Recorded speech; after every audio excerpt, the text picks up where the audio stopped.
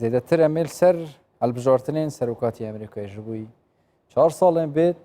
هفرکیه زیادت نیف بین کوماری و هر وسط دموکراتان دامی پراستین دکتر محمود عباس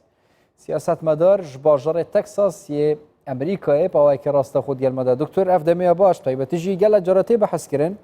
امریکا سیاستوی هر جمیش دانویسی اب گورینا سروکان تشتک نای گوارتن لی چما هر جاره که هل بجارتن تین انجام دان سوزن گلک گرم طيبت آخفتن گلک گرم نیف بر هر دو نمزتان داده کرن رأی واجهی امریکا سیاستوی نویسان دیه یا جی سروکت کارن ریا سیاست امریکای بگورین ستافورز اشتراج بینر دلارا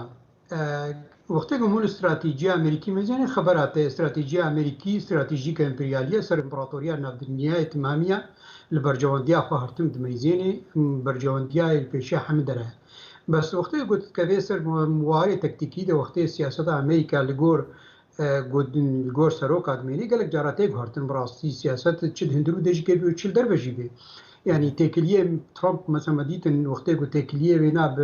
بهندروي رجلات نادير قال لك هذا خويا كرن هذا خويا كرن تكليه بينا مثلا باردوغان بتركيا تكليه بينا بهابون ونبونا روسيا هندروي سوريا دا مثلا تكليه بينا بكردار وقت يقول لشكري خوكشاند دما وقت يقول سياسه مداري او دي ديمقراطه قال لك دي جي بي سكن وبتيبت افن هاجي جرا سروكي بايدن يا هكا سربك هذه او يك جوا كاسي قال لك دي جي سياسه ترامب سكن دما وقتی گو بکشی از باور دکم گلک جارا سروک کالی رولا کبلی زید گلک جهات تکلیه ده دراسته و نکبی واری دگو برجواندی امریکی برهره لگلک جارا برجواندی امریکی لگور میزان نواد میزنن مثلا دموکرات و میزنن انه برجواندی امریکی دور ده وقتی گو ام پیشگرتیا می بیجین ملت کرد بکید هندروی سوری ده یا پیشگرتیا مثلا کومارکا دموکراتی پیش روجا سوری ده بید اما دام دکرین دو وقتی گو کرد مثلا فدرالی که ببین ابي بميزين انه ابناء كبير برجوانديه امريكي دا ترامب والالي دي ميزين مثلا امي بالسياسه بارتيا جمهوريه كومار والالي دي ميزين مثلا برجوانديه ما تخيا كرن وقت جو ام بيغرتيا مثلا ام تركي بكند رجلات نابيدا او سر دسي قبل بدي هنا قد تكتيك هذا قال لك جرار ولا جرين ليزي يعني سياسات انا تمام دكتور بري عم بتشين سر رابرسنتين كرين كو چونكه البجارتنين پیش وقت طيب تجدوان ولایت خلامشی گلک گرمی یعنی ایدی دست بکرینه خلق بریا کو شبوه البجارتنا الکترونی آنجی پسته چونه دنگ خودانیه لی از بحثا شانسی بکم شانس دونالد ترامپ هیا دیسان سرکاتی دست بخل دیفوان گوران کاری طيب تجوان بریارت 4 سال در باز بویدان کد برجاندی امریکا دا بوینه یا آنجی نه لگور چابنیری گو ایرو دمیزین ارتیا کمار دیگه پیشگیری ترامپ دیگه افدروجه تعویض براسی دنو خیا کردن حتی مرکزی الپجارتنا خود دنو خیا کردن نو بایدن لپیشه بینای مثلا ایرو ددان خیا کردن هناك چابنيري رمياري خوش دان خیا کردن انه دوا ولایتی کو برین هذا 2016 هذا تبع ترامپ بسرکه تبو قال لك دميزين انه شانسي ترامپ بقال لك كيف يعني دان خیا کردن انه حتى ضصدو هشتي مركزي انتخابي مثلا وكذا دسي بايدن طبعا بيشتي ضصدو حفتي سكرتنا طبعا بردان جبرقوا مجموعه دي يا مراكز انتخابي تقريبا 500 وشارع لفيدري تشتكي ديها نبس بيجن انه شانسي بايدن ويا بارتيا كومار خرطه بد سركتي دا بيجن دي هيا نه سركي نه والسيناتوري امريكيه كومار اوجي هيا بخسرن دبها البشارتنا دمك انه اف سياستا هذا داني ظاهر 4 5 هذه تالي بتيبت يا هري گرتر گلکی رولا خوی نگاتیو لسر پارتیا کومار دا خویا کرن از باور دکم تشتی حتی هاد دی خویا کرن انه شانسي ديمقراطه گلکی خورترا طبعا ام نصر ميديا ديمقراط سكن ميديا ديمقراط ابنا بتيبت ديفيجن بي ديمقراط سركبن ام سر واكسي انه حتى دمك ندور بوغو ودانا فيها انه بولي ديمقراطه نراستن بولي ي بهترين الاليه ترامب بس افهرت سي روجي تالي دنا خويا كرن انه شانسي ترامب كيما بس دي سنه كتنساني تشي بيجبر ترامب ايرو تشاروجا ما دكتور مادام هي بيجون شانسي ترامب كيما اللي اگر هاتو ديسان چونكه هر تشتي گوهرتم طيبه تجد دما هەڵبژارتنان دا یعنی ئەف راپرسینە ئەف هێشتان دەنگێن دەست پێکێنە ئەگەر هاتو دونالد ترامپ سەرکەت 4 ساڵên pêjî bi dest xistin wî demî dê ew biryarên dayin taybetî jî demê derbas bûî da biguhorîne siyaset û stratejiyata xwe ji bo 4 salên bêt bigore yan ji her dir ser wê rekê berdewam be bû nimune dijatîkirina Îranê dijatîkirina rêkeftina etomî از خود باوری کردم انه ترامپ وقتی گونوکا هات سر مثلا بو سروک دوار سیاسی ده دوار استراتژی حتی دوار دیروکی ده دربی دنیای ده گلک انفورماسیونی گلک کیم بو گلک جرات کتا شاشتیاش برگو انفورماسیونی نبو یک جوا شاشتی از کارم نمونه بینم وقتی گو لشکری خوکشان ده سوری ده پشگرتیا ملت کرد نکر پیش دروجا وقتی گو بگراند استراتژی وینه هات جر شروع وکرن دیروک ملت کرد دیروک ترکیه ناکوکیه ودنا براوده نوکا هنگی که بیراوا بلکی با خفتن کر گو 700 سالی و انا پفد چین نوکا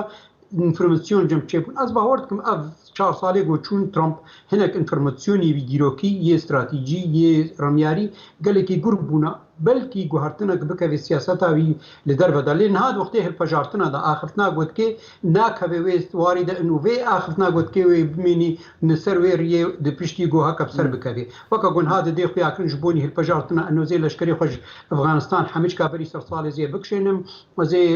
مثلا زی سفارتا خوش عراقی درخم زی یعنی گلک آخرتنا دکی حمیج که دکوی واری هل پجارتنا ناکوی واری استراتژی از باور دکم های گوهرتنک بکوی استراتژی ترامپ د 4 سالی وری د گو سر کوي لی از باور دکم پولی کیم دکتور تبحثا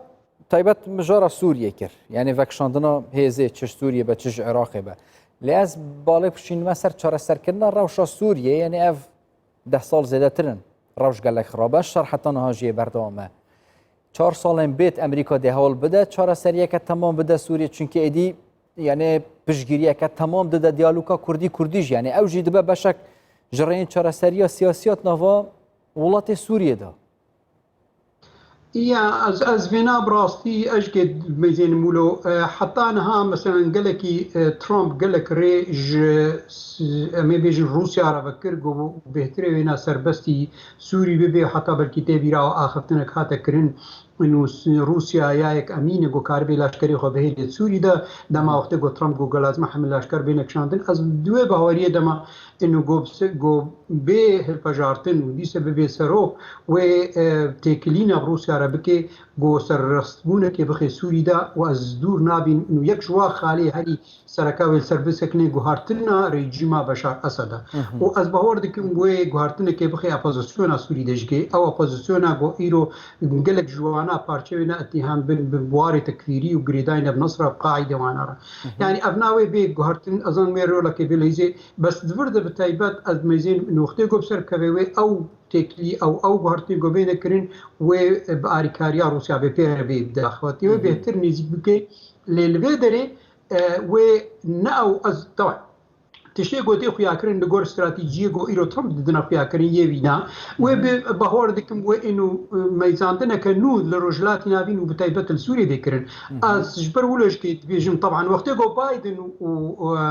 يعني كاميلا هارس بي او نابط بهورت مشان سي كردا قالك خورترا غورولك قالك جرام سوري ليا ترامب دي سنه كوي ازم كيم قزنجيك كردارا بيكرن دي وارده وبهرتن ويل سوري بيكرن دي چقاس چقا وارده و سیاستا خوا به ترکیه را بمشینه و کبری چاوی خوش ترکی دیگری و پشگرتیات اروپا ناکد وی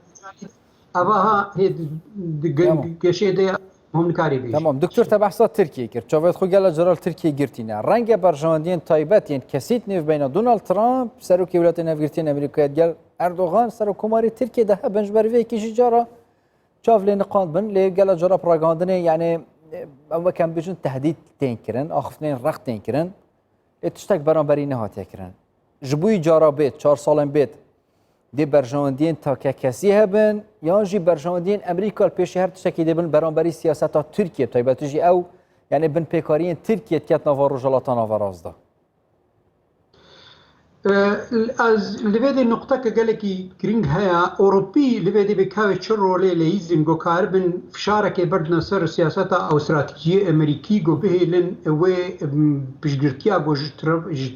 ترکی راج اردوغان راه تکرند و 4 سالت دبوری ده حتی چه قاسین کارن گو به فشاره يعني درول اخو بليزي جو كاربن او بشجردي جير نيكرن حتى هناك البيت سياسه مداري امريكي اخفتن بتايبتي ديمقراط بيتن جو ابنيز بنادنا برا روسيا وتركيا ده هذا كرن صدمك صدمينا انه ترامبا يعني وقع جو اريكاريك انديركت جوار كرجبو ابنيز بين بيكرن يعني حتى بيت اتهامي جبيت كن وقع طبعا هناك بيجين بها اخفتن هذا كرن جبوني بيش خداني جبوني هالبجارتنا وانا لأز دوی باوریه دما ان اوروپی به چقاس ایرو امریکی روله که لیزی حتی ها اوروپی نصر هفن جبرگو امریکا دست خود خیناواد د نصر هفن دانی کاربن دور پیچه که سر ترکی دینن یعنی کارب شارک بدین سو تگی از باورتم اف سیاستها و به گارتن جبرگو انو ناتو دوردوی روله که گلکی مازن بلیزی و استراتژی امریکی برجوان دیا و نه دوردوی بچکی بهروی از باور دکم انو ترامپ یعنی نبو بلکی سیاستا نه کوچکا سپیبه لی بلکی سیاستا او استراتژیا وزارتا و دربا یا پنتاگون یا استراتژی امریکی بگرید می بهتر دمشینی و لسر سکنی از باورد کوی فشار که برد سر ترامپ گو به لی تکلیه وینا به ترکیه نو کبریبن و فشار سر زیاد که وقت کتاباتی مثلا آخفتنا تیوری بكذا واركي براكتيس ده مثلا مديد بسر اس 400 وقتك او مشكي هاي بردان اخرتن تاني هاتا كرن لي از باور دك بشتي هالبجارتنا دو ترامب ميني او اخرتن هاي بكذا واركي براكتيس جي تكساس جي امريكا باكي راستخو بريا سكايبي دكتور محمود عباس قال ما دابون زور سباس با دكتور سباس كم سر شاين مين خوشيده